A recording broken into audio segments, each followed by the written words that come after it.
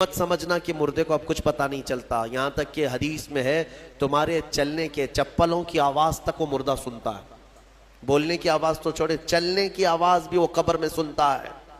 ہر چیز زندوں کے کانوں سے زیادہ کان اس کے تیز سنائی دیتا ہے اس کو، اور جب لوگ چھوڑ کر کے جا رہے ہوتے ہیں وہ اس قدر گھبراہٹ کا شکار ہوتا ہے کہ اس تنگ و تاریک کوٹھری میں پہلی بار اس کو ڈالا گیا ہے، زندگی بھر کبھی اتنے چھوٹے گڑھے میں نہیں سویا۔ ہاں، اب حضور پاک صلی اللہ علیہ وسلم نے فرمایا ہے، رشتہ داروں کو بھی کہا ہے کہ دفنانے کے بعد تھوڑی دیر بیٹھ جاؤ قبر کے پاس کہ اس کی گھبراہٹ کم ہو، لیکن کون بیٹھتا کون ہے؟ سب کو اپنی جلدی ہے، عزیز لوگ بھی نہیں بیٹھتے، نکل آتے ہیں، بھائی ہوں، باپ ہوں، بیٹے ہوں، سب نکل کر کے آ جاتے ہیں الا ماشاءاللہ۔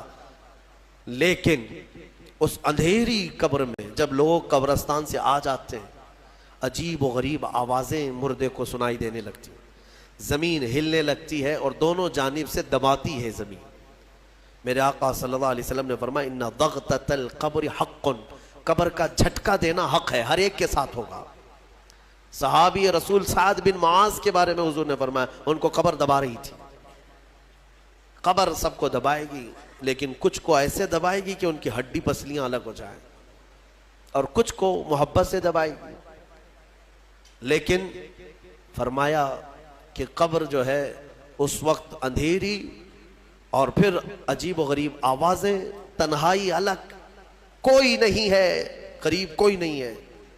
اس وقت کچھ لوگوں کی قبر میں ایسا ہے کہ اچانک ایک نورانی شکل کا نوجوان سرانے کے پاس آ کر بیٹھتا ہے اور کہتا ہے میں تیرا دوست ہوں، تو گھبرا مت، میں تیری دوستی نبھانے آیا ہوں۔